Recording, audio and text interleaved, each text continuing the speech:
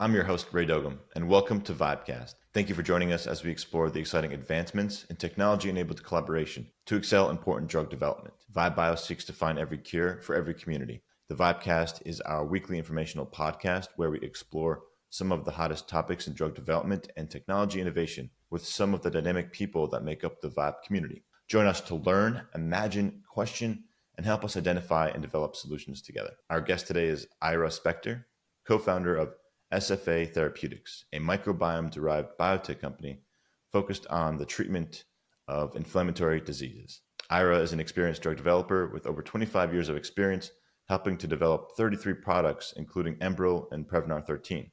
Ira, thanks for joining me today. How are you today? Very much. I'm well. Excellent. Nice to see you. I appreciate that. If you wouldn't mind giving the audience a more detailed background about yourself and sort of your career so far. I call myself an accidental drug developer. I started out wanting to be a plasma physicist. My first degrees are in physics and electrical engineering. I started in the lab doing ultrasonic imaging of cardiac tissue. I took a course on the physics of the heart and got hooked on all things biological, and started out designing medical instruments. So I worked on ultrasonic respirometers. I worked on a variety of medical devices for about 10 years. And I had an epiphany one day. Literally woke up on a Sunday morning and said, gee, the pharmaceutical companies are buying medical device companies. I'd better learn something about pharmaceuticals. The how to do that was to go to a consultancy.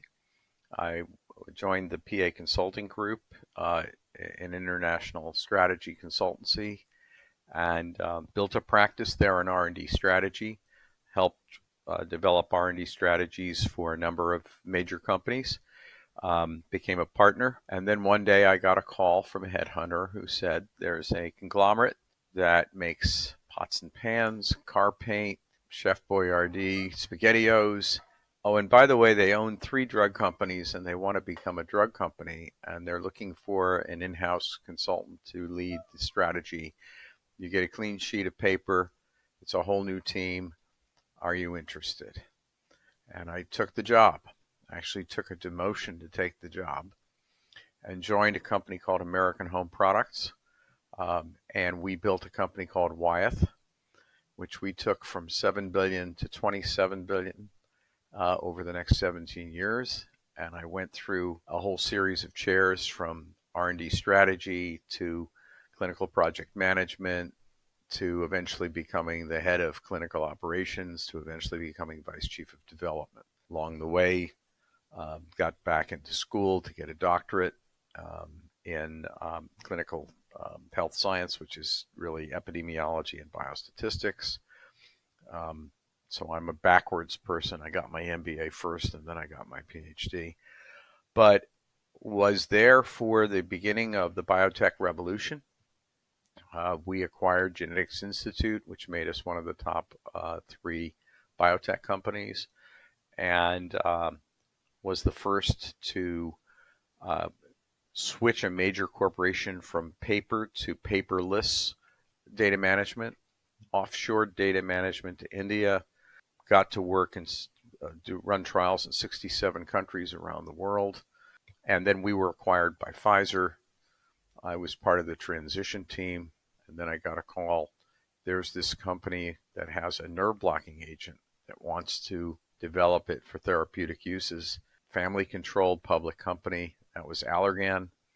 Went to California as Senior VP of Development Operations and helped build that company. Then we were sold again, did another exit. Then went to Icon, a major CRO, to build their scientific consulting and data analytics organization. And after 3 years, found this technology and decided to start a biotech. Why did I do this? I grew up with a very sick sister who was treated with experimental meds several times, which saved her life.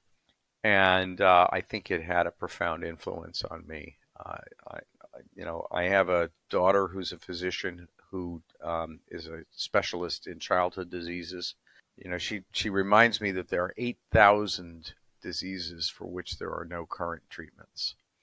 And so I think I'm really driven to try and find not just treatments, but cures. I think we need to stop thinking about treating symptoms and start thinking much more about how we change the course of disease. And that's why we're doing this. All right. Thank you so much for that background and detailed context there, because I think it is important to understand where each individual is coming from and their purpose or their sort of philosophy behind drug development.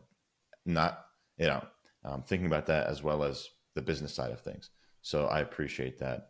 And it's amazing how much experience you've had in different parts of the drug development process. It seems like clinical trials, the drug discovery, a little bit, it seems like.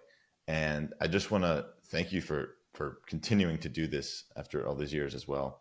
And sort of interested in what drove you to starting SFA Therapeutics now, and what kind of mind frame were you in when you said, let's do this? So I was at a social event, and it was a classic, afternoon around the table kind of thing. And my wife had met another woman and introduced us and introduced me to her husband. And this was the what do you do conversation around the table.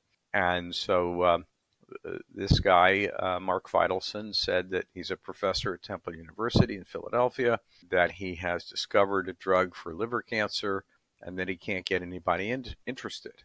And what do you do? And I said, well, I help develop drugs. I'll come to your lab and look at your data. This was in 2015-ish. I visited his lab and looked at what he was doing, and the data were very impressive. He had transgenic mice that all were bred with the HBx oncogene. They all develop hepatitis. They're born with hepatitis B. They all develop liver cancer from hepatitis B. And half the mice treated with this agent and half not. The ones treated, only half of them even got tumors, and the tumors were very small, and they had pretty normal liver functionality, and I was very impressed. I said, this is really cool. But I will tell you that as a consultant, I've killed a number of big projects at major pharmas that worked in animals but didn't work in humans. I said, so can you show me that this works in a human model? And then I'll come back and let's see what we can do, because the data were very interesting. The data showed a potential in a number of downregulating a number of well-known oncogene and other channels, and I could match diseases to those channels. So I could see the potential to create drugs against these targets if it worked in humans, and if the selectivity and specificity could be improved so that it didn't have broad effects, but they could be targeted. About a year later, he invited me back, introduced me to one of his colleagues who he'd been working with for about 15 years, Ala Arzumanyan, and she showed me some data in humans that was done outside the U.S. In 3 subjects with psoriasis.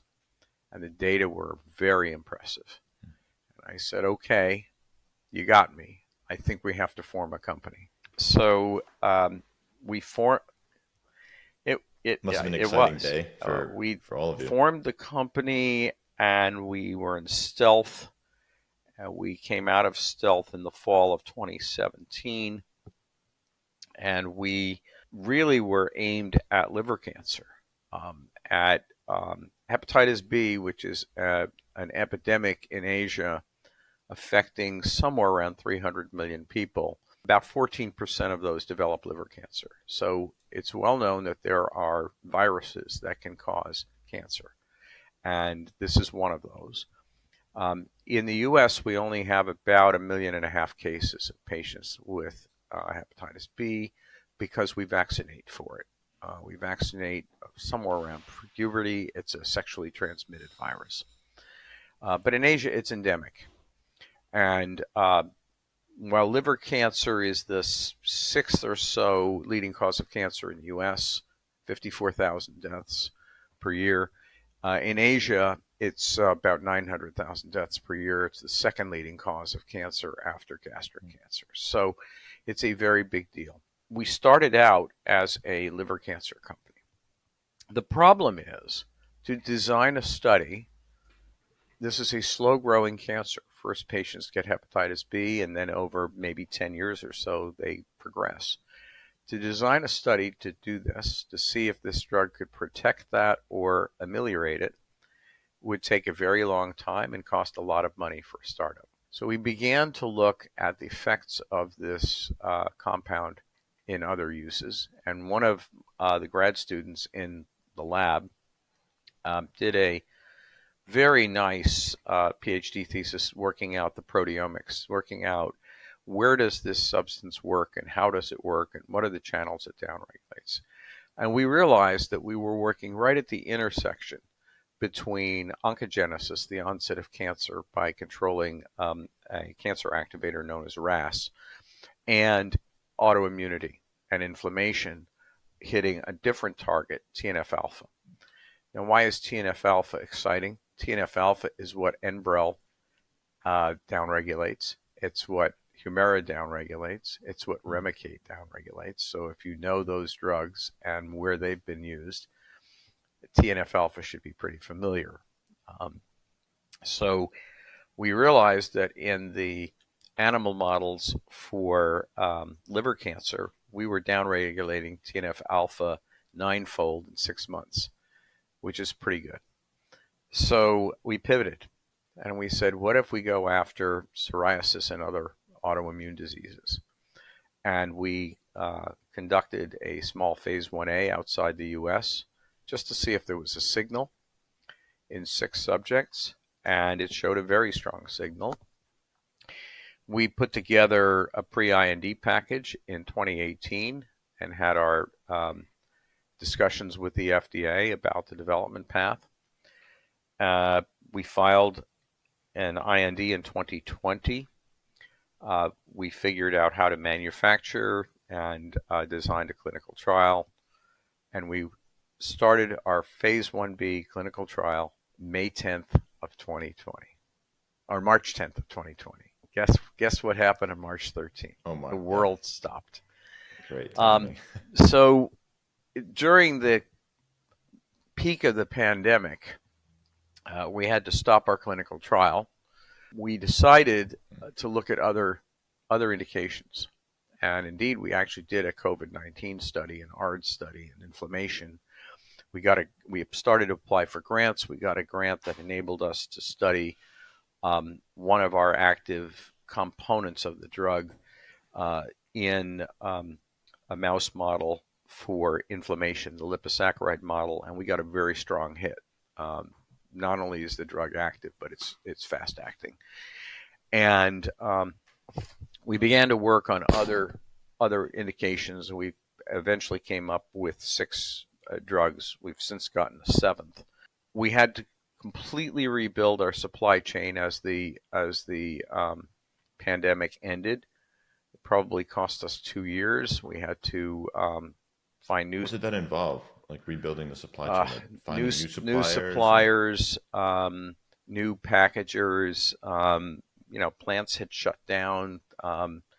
We had a plant we were going to work with where they had someone die on the line, and they wound up shutting down the facility for a while. So we had a journey to rebuild the trial because we felt that the drug that we had already spent money and developed had probably reached close to its expiry date.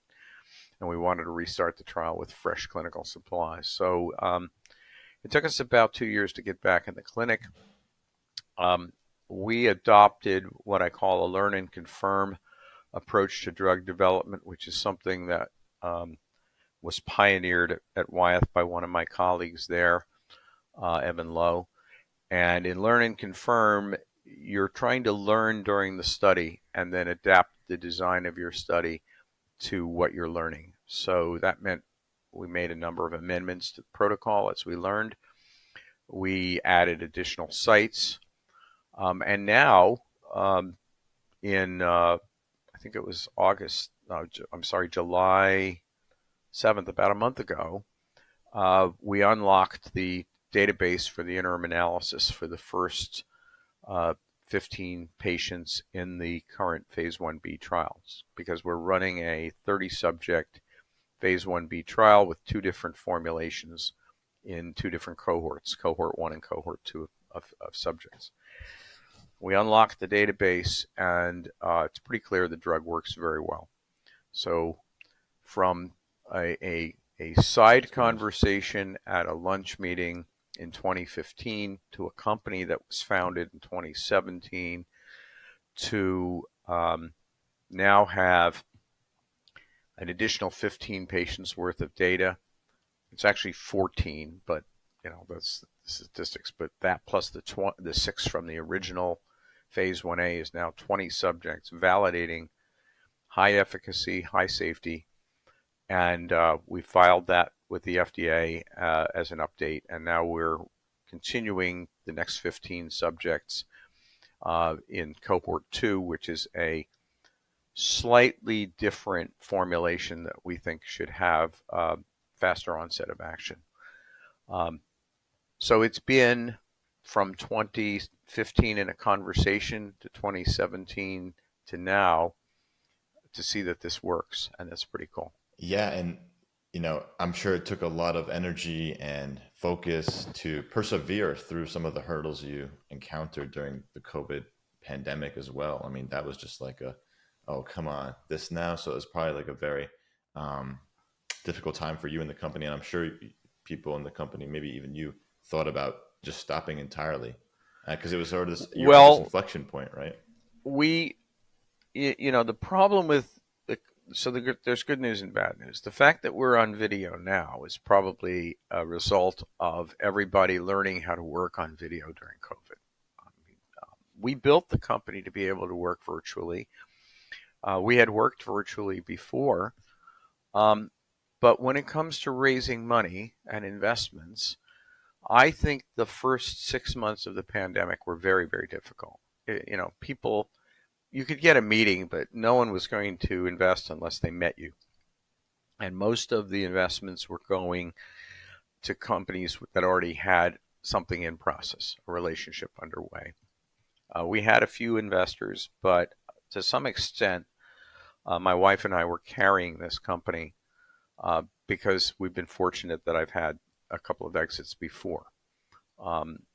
So it was a very difficult time. And we really pivoted to grant money to try and keep things going. And, that helped. We also cut costs radically. So we asked our landlord to cut our lease costs in half, which we did. We radically cut back as much as we could. And we focused on grants, and we focused on proposals. And what kind of grants are there? Any specific grants that you really found were very helpful? The biggest help we got was from a grant in the state of Pennsylvania that was aimed at fledgling biotechs, and we got a grant that enabled us to spend money at another fledgling biotech that was providing services through the Ben Franklin Partnerships venture capital firm, which is a state-funded VC that helps small companies.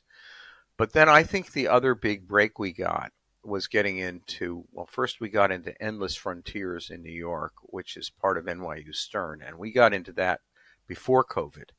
And that switched to virtual during COVID. But we got a lot of help from that program in terms of shaping the strategy for the company. And we applied to Y Combinator, and we got turned down, and that's okay. And we got an email from one of the reviewers at Y Combinator saying that he'd be at Cornell Weill Medical Center in New York, and if we were interested in a 10-minute chat, come over. And I was in Manhattan anyway for NYU Stern for the Endless Frontier Lab incubator, And I met with Uri Lopatin, and we discussed the science. And he said, this could work. And we were invited to reapply. So we reapplied, and in the summer of 20 or 21, I'm forgetting, we got back into Y Combinator. Nice. And that was validation for what we're doing. And they gave us a lot of very good advice and helped shape the company. And as a result of that, we raised a very good seed round. And that seed round has carried us through phase 1B, through validation of proof of concept. We now have 10 patents. How much was that seed round? 4.1 million. Okay. When we first started, we had gotten the first 2 patents very quickly in liver cancer, and we had gotten orphan drug designation from the FDA in liver cancer fairly quickly. But the bigger patent in autoimmune disease took a while. And we got that in June of 21 while we were in Y Combinator, and I think that was a major influence in our ability to raise funds. So it was 2021, and we've since gotten composition of matter for that drug, and that's very big for a small company like ours. We are a microbiome company, but we're also a microbiotech. We're small. And it's interesting running a company of this size. When I ran at Wyeth, a $2.2 billion organization with 1,750 employees and 700 contractors, working in multiple countries around the world, running 495 studies a year, to running something, that's 11 people. Totally different experience. Totally different experience. We all wear multiple hats. We do many jobs, but it's fine. I mean, it's all about proving that the science works, and we're now feeling very good. After the results that we've gotten, we just did a snapshot analysis that this shows that this drug is at least as good as any of the new drugs coming on the market, certainly better than the marketed oral drugs in the psoriasis space. We chose psoriasis as proof of concept, but we're not really a psoriasis company. We're an autoimmune company. There's a saying that psoriasis is the gateway to autoimmune disease. So if you prove it works in that model, your chances of having the drug work in other autoimmune diseases is very high. And what's exciting here is that we've now seen 2 patients have what we call a durable response, meaning after being on drug for a long period of time, over a year, we withdrew the drug and the symptoms did not return. It's curative. It's amazing. We have a working hypothesis as to why this occurs. We think we're doing something very different than the current treatment modalities. Current standard of care in autoimmune disease is immunosuppression, basically treating the symptoms by suppressing the immune system. And that's been standard of care for many, many years. Our hypothesis is if we can change the course of autoimmunity in the patient and block autoimmunity, in other words, where the body begins to attack itself, then we can change the course of disease. And immunosuppression brings with it all kinds of side effects. If you listen to the ads at night on TV for these drugs, they all talk about rare cancers, and if you've been exposed to TB, and is someone in your household getting a vaccine, and all of this is because these patients have severely reduced immune response through immunosuppression. What we're doing is very different. We're blocking autoimmunity and, in essence, helping the immune system to be stronger. And we think this is going to result in a whole new class of drugs. And the fact that these substances were discovered in the GI microbiome is interesting, but we're making them synthetically through inorganic chemistry. So it's not as though we're having to harvest anything. It's not as though these are, have high variability. They have very, very consistent purity, etc. So it's a very different approach to drug development. But then when you get in the clinic, it follows exactly the same classical methods of proving that a drug works.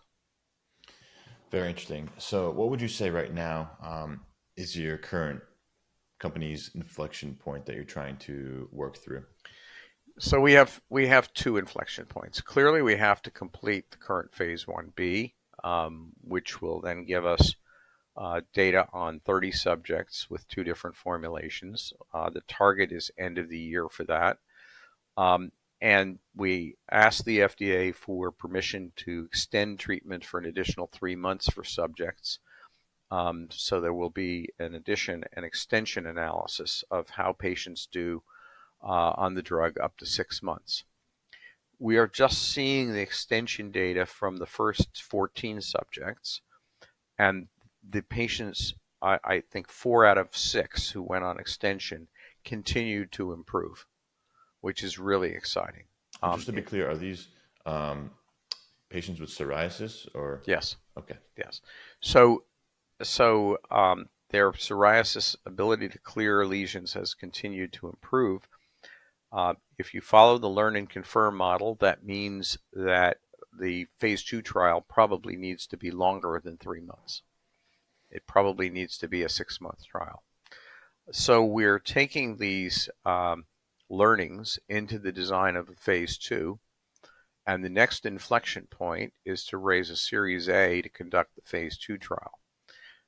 We've already got a putative design. It's about 185 subjects trial, 6 months, 3 arms, placebo-controlled, 2 different doses, and that will be a huge inflection point for the company, because if at the end of phase 2, with a robust statistical analysis, larger number of patients, that we can show the type of effect that we're seeing now, then I think we've got a licensable drug.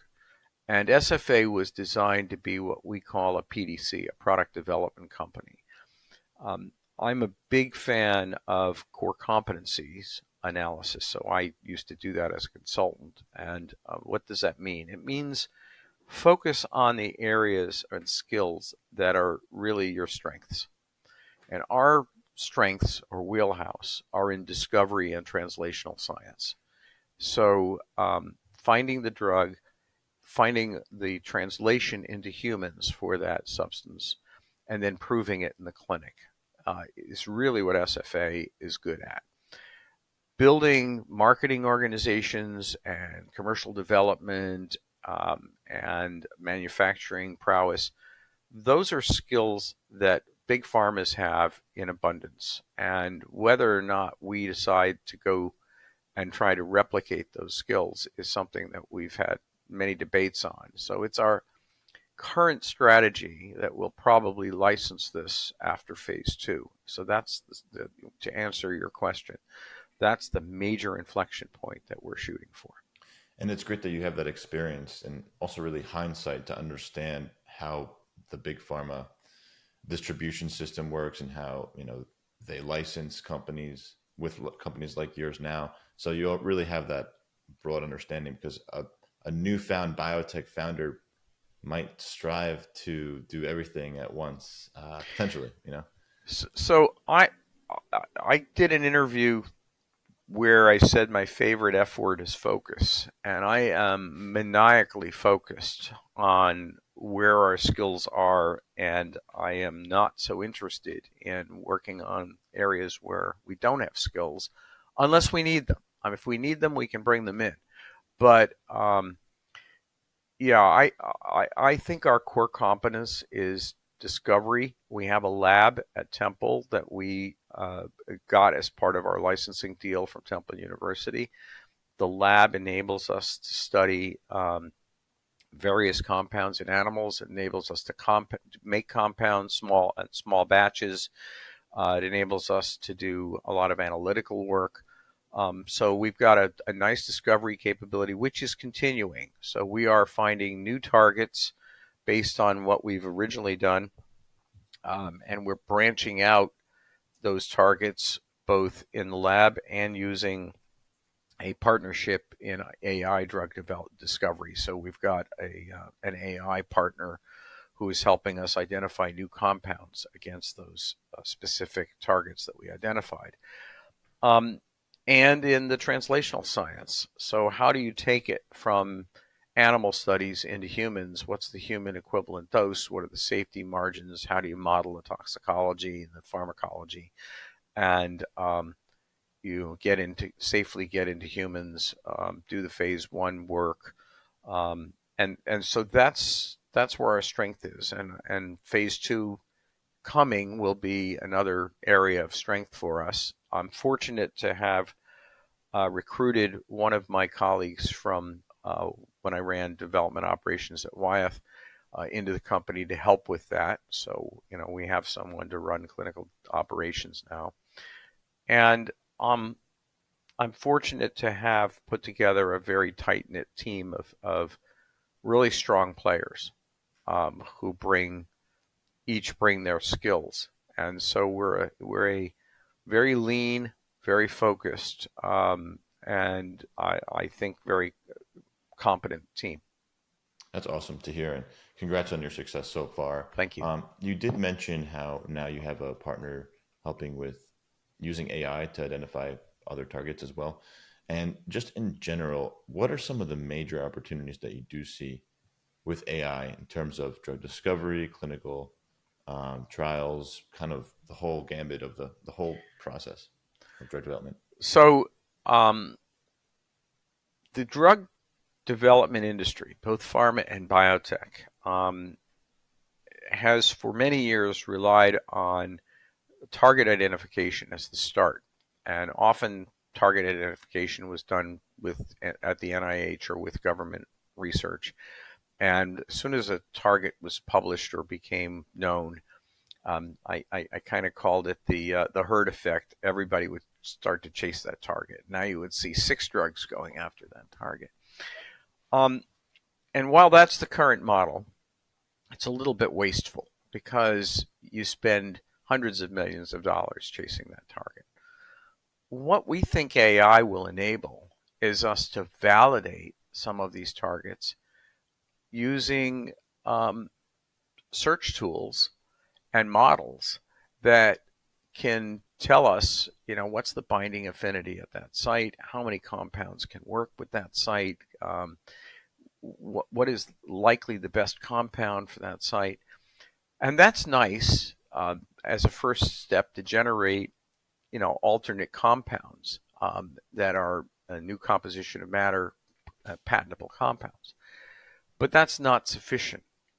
The other thing you need to know is something about the PK, the ADME, and the safety.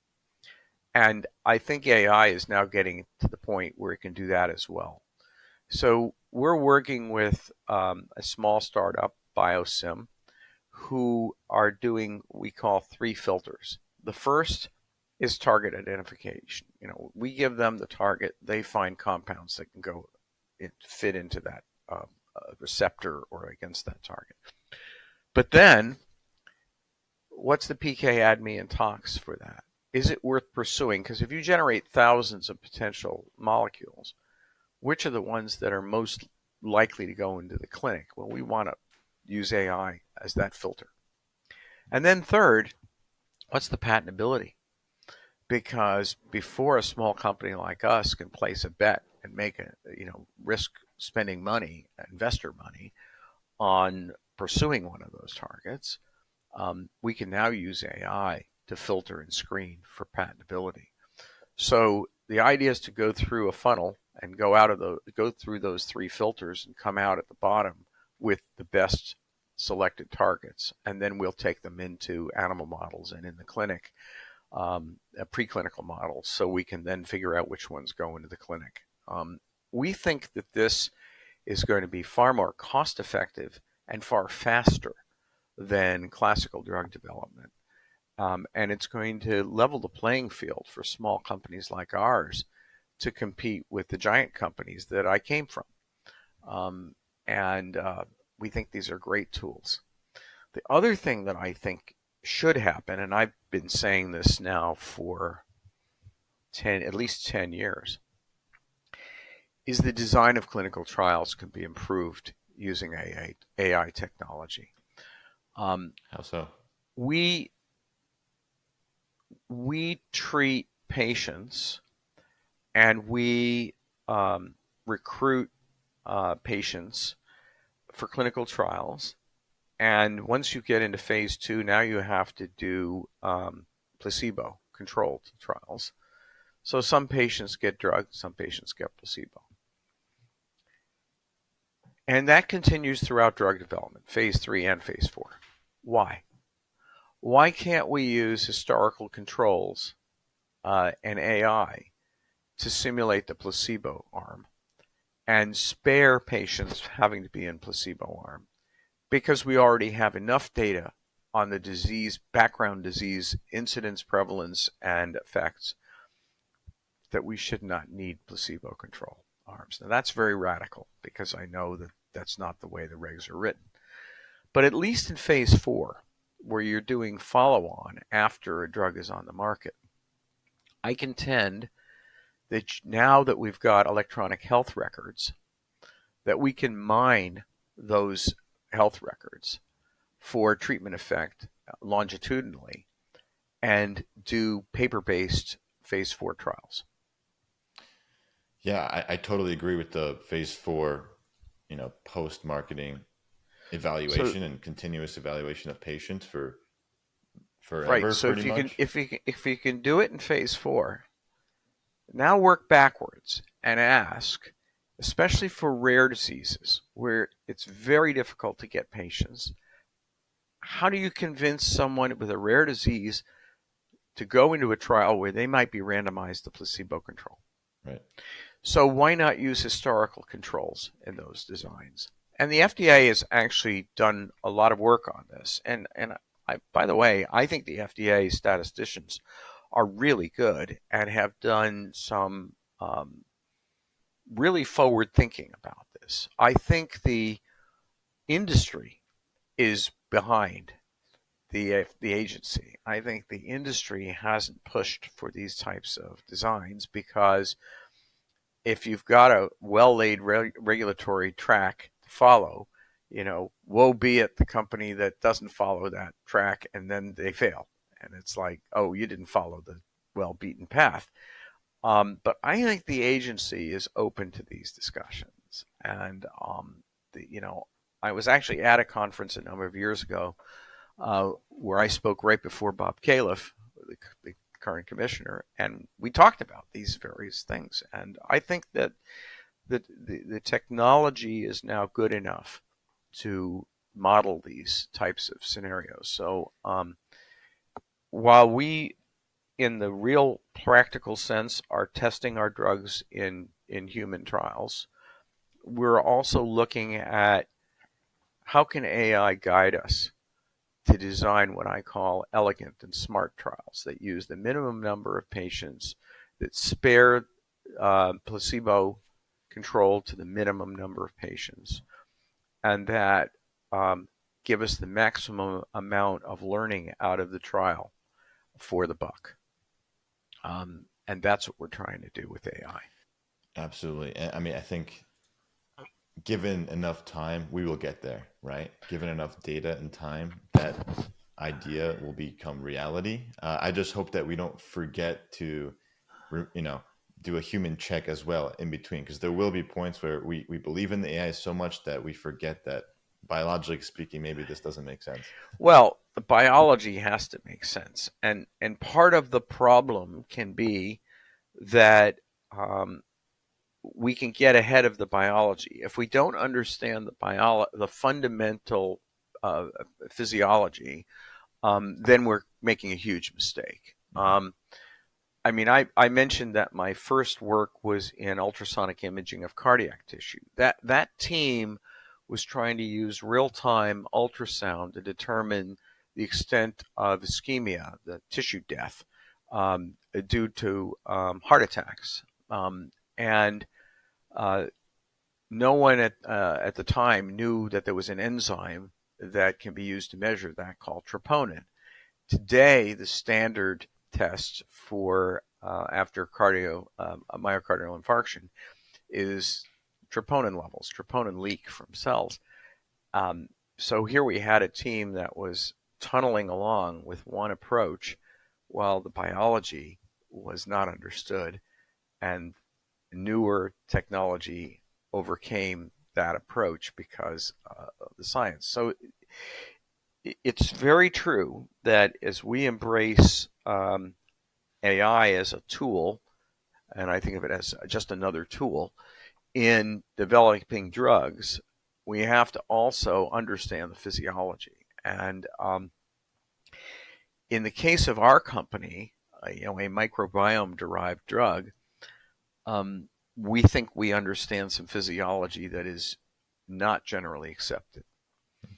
That's important too to highlight. And so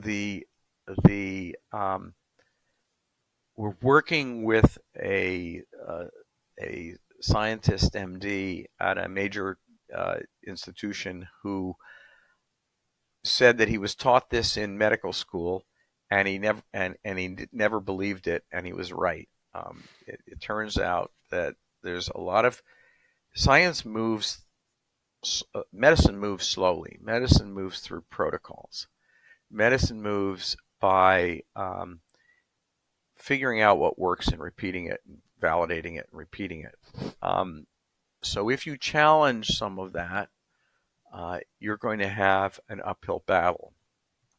A good model for us is the two scientists who thought that that ulcers were caused by bacteria. When I was in high school, my math teacher had an ulcer, and he drank milk during class for his ulcer. And Bellevue Hospital in New York had milk wards for ulcer patients, which I think is hysterical.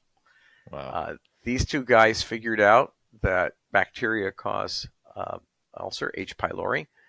One of them took H. pylori, gave himself an ulcer, and then cured it with an antibiotic. They won the Nobel Prize. By the way, it took the medical establishment some 10 years to believe them. So what we are saying is that there are substances found in the GI microbiome that modulate the immune system. And they modulate the immune system by up and down regulating key cytokines, which are messengers for the immune system. They have exquisitely short half-lives. They don't stick around very long. But we figured out how to create sustained blood levels. And if we do really good epidemiology, we have found a link between GI dysbiosis, IBS, IBD, Crohn's, etc., and autoimmune disease. And that if you replace these substances in patients with autoimmune diseases, you get profound changes in their autoimmune state. Similar to giving insulin to type 1 diabetics. Now, that's a radical idea. Yeah. That's the basis of SFA, that we can find the substances made by bacteria in the GI that have an immunoregulatory effect in the body, turn them into drugs, and alter the course of autoimmune disease. That's a radical idea. We have to prove it in the clinic. So no matter how much we model it, no matter how much theory there is, there's physiology and biology, and then there's clinical proof. And medicine moves based on clinical outcomes. And so that's what we're trying to do. And for a small company, that's a big challenge. And we've had many people tell us, oh, you can't do that. And we just go ahead and do it. So that's what we're about.